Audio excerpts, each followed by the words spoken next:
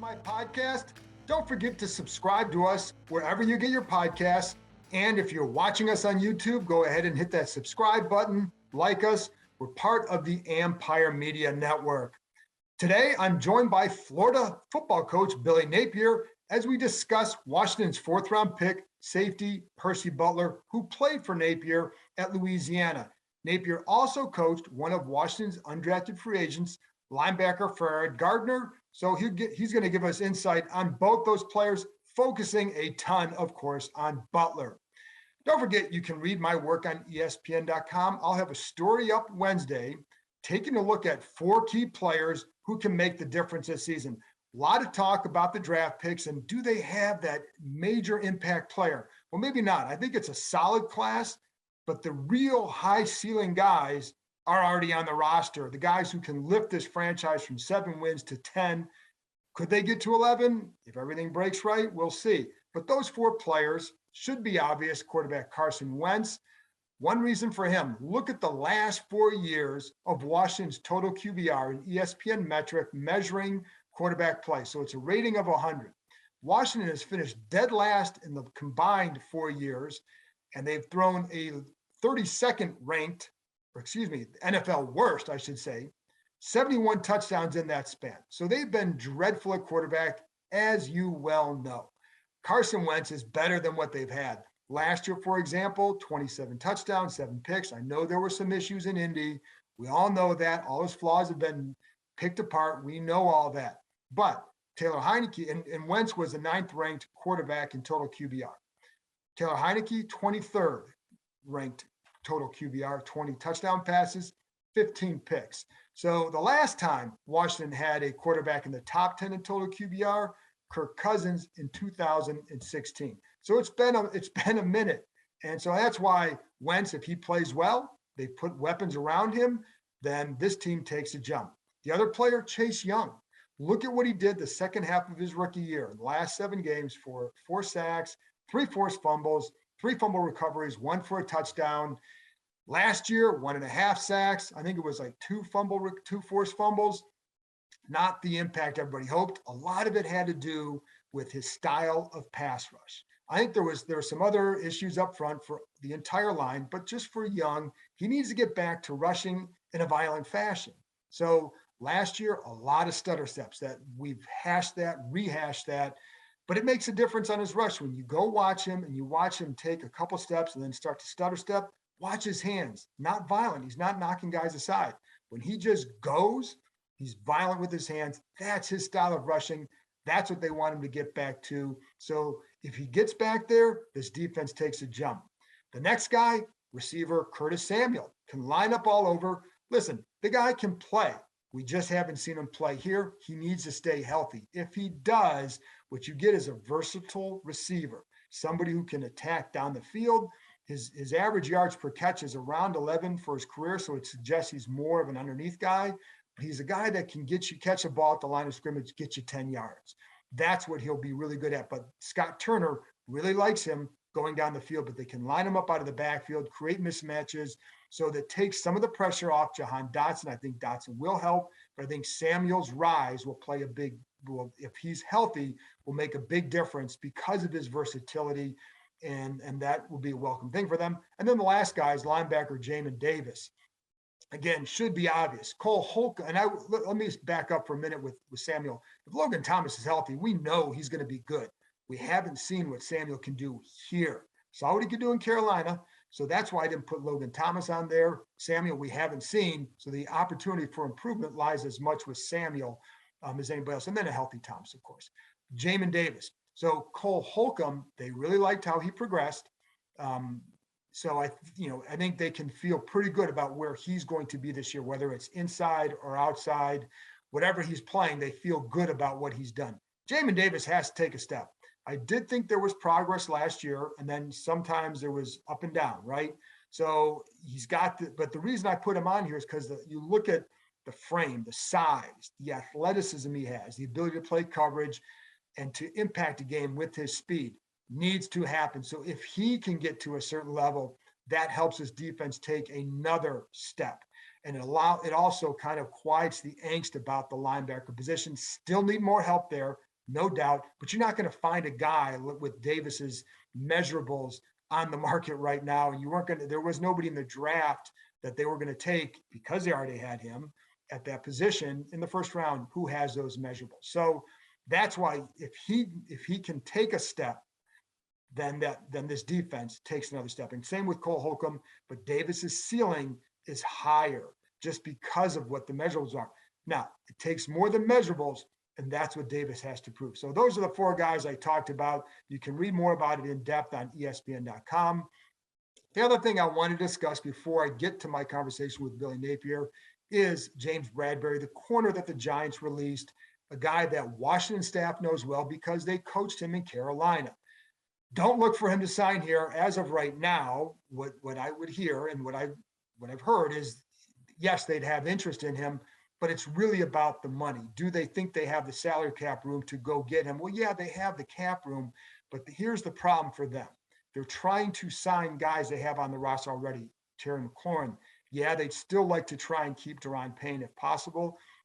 Cole Holcomb, I just brought up, he's also going to be a free agent after the year. So you're going to want to save some money for those guys, which is why I don't think, which was why right now, unless Bradberry's price comes way down, I wouldn't expect them to be in that position to go sign him. So I think, and the other thing with Bradberry, to me, it would be an odd pairing with he and William Jackson at corner, because Jackson is really good as a man corner. I struggled, was still gaining a comfort level in zone when he got hurt last year. Bradberry is the opposite. He's much more comfortable in zone, this zone in particular that Washington has played because he's familiar with it. But he's not as good in man. So what do you do with those two? And you ideally like to get guys whose strengths can mirror one another's, because then you can really mix and match a lot better. Whereas if you have one who's really good in one way and one who's really good in the other, I think it makes a tough match. Anyway, but it's really more about, I think, the money for them as anything. Anyway, that's it from me, folks. After this break, I'll be back with Florida coach Billy Napier as we talk Washington's fourth round pick, safety Percy Butler, and why he might make an impact in his rookie year. Coach, I appreciate you joining me. And one of the guys that I know people here are excited about, and I've talked to other people, is Percy Butler. That's your guy. What can you tell us about what Washington is getting in him? Well, I mean, first of all, Percy checks all the boxes when it comes to height, length, verified speed. He can play in the post. He can play man-to-man. He's a really good tackler. And one of the things that scouts really expressed to me is that he is an incredible special teams player, right? So that was phenomenal production on special teams, really took great pride in that role. But Percy, is a really bright young man. He's from Plaquemine, Louisiana, was part of the magnet program there, and just really a tough individual, man. He showed numerous times throughout his career his toughness, his competitive spirit, guy that's going to do things with class. He'll be a great professional for sure. How did he show that toughness? What ways? Yeah, I mean, so we found out early in Percy's freshman year that he had a torn labrum, right, at some point there early in training camp. And he had enough stability and strength to continue to play throughout the year. But during that freshman year, I mean, he earned everyone's respect just as a competitor, continued to play. I think we fixed his shoulder after the season was over that year. But, overall, I think when you cover kicks, when you're a gunner, when you're a kickoff cover guy, there's a certain level mentality, toughness, effort that comes with that. But I think most importantly here, just his consistency as a person, always embraced the work, was a phenomenal practice player. I think overall his just ability to be a professional, to work through the ups and downs of his career, showed not only physical toughness as a player, but also I think mental toughness from a discipline and consistency standpoint. When he has that torn labrum or however severe it was, does he say something to you, or do you guys go to him saying, hey, is something wrong? Like, did he even bring it up?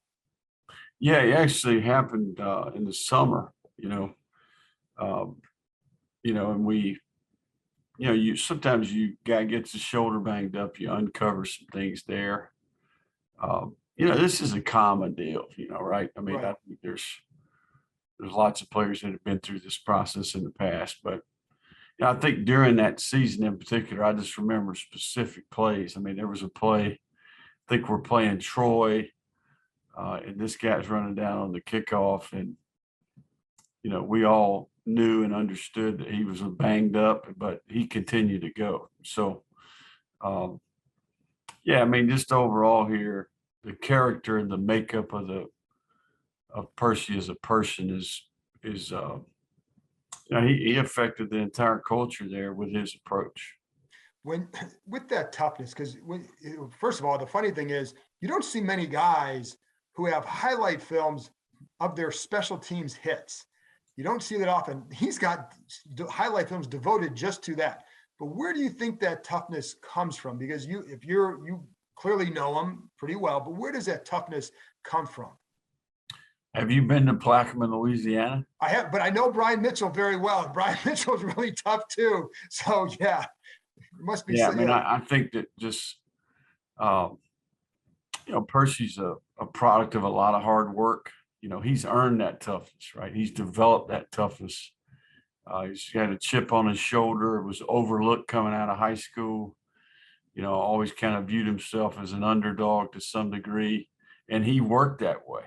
So I don't think toughness is something you're just born with. I mean, I think right. he was a product of a really good high school program, one that is about the right things. He's from a part of the country where he appreciates any and everything that he has, the opportunity, um, that he has in front of him. So you're going to get Percy's very best every day. I can't compliment him enough. From scrimmage as a player, he's got that speed.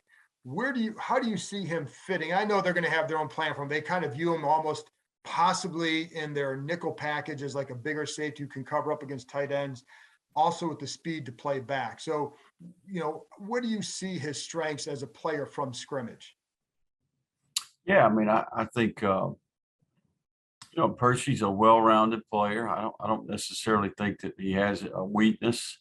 The guy can play in the half. He can play in the post. He's got range. He's got ball skills to make a play on the ball when given an opportunity. I think he's really developed in his man-to-man, his ability to cover the slot. He did that for us quite a bit to the boundary. Um, and I think he's a good tackler, and I think he's got instincts as a blitzer, right? So he played dime for us. He played in the box. He played in the half and the post. He played man to man. He's got fantastic special teams tape. So, I mean, there's a reason why he was a fourth round pick. Um, I think he brings a lot to the table. And most importantly is his attitude and personality and his consistency as a competitor and as a person. When a guy hits like that, there's an infectiousness that develops, right? It's an energy that comes with that. What was the impact of some of those hits? Well, even if it's as a gunner or from on defense, what were the impact of those kind of hits? Yeah, I mean, I think that those are big plays in the game. Certainly, anytime there's a physical play in the game, there's momentum that comes with that. And Percy was an explosive player. Um, I think more importantly to me was Percy's mentality and attitude towards practice. I mean, he was a physical player in practice, uh, phenomenal competitor. Just his approach to practice, his practice habits. He developed. Um, while he was at Louisiana. I mean, this was a guy that didn't have Power Five offers. He was a member of our first signing class. We felt very overlooked and underappreciated, and a guy that really bought into the development process. Patrick Tony was his safeties coach all 4 years and did a phenomenal job developing him fundamentally, but also I think Percy's got a really high football IQ. Right. and all the things he learned at Louisiana, I think will transition over well to the next level. So you're talking about a guy that has height, length, and speed. He's fundamentally sound. And I think that he really increased his knowledge while he was at Louisiana as a player. And I think, most importantly, he's got character and a very consistent person that you can depend on. He's a foxhole guy, right? He's a guy that want on your team and in your locker room. Well, you brought up Patrick Toney, and I was going to ask you about that because I've seen how he has credited him with helping him developmentally. How did that come about? Was it extra film study? Was it, what was it? How did Patrick help him? And how did you see Percy grasping that and how quickly? We have a lot of different ways that we try to improve the football IQ of our team, individual players, position groups, the units. We have a phrase that we use called being a four-dimensional player, right? So not only do you, first dimension would be what what you're supposed to do. Second dimension, what all the players in your position group are supposed to do. Third dimension is all 11 on offense or defense. And then the fourth dimension, which is very rare, is you fully understand your side of the ball, but you also have a great grasp on what the other side of the ball is doing. You can speak a language, you're fluent, you can have an educated conversation and discussion. It helps with in-game adjustments. It helps in a short week, in terms of scouting report and film study. We have a year-round plan to try to improve the players there. Percy was the absolute example and standard in terms of his approach to those things.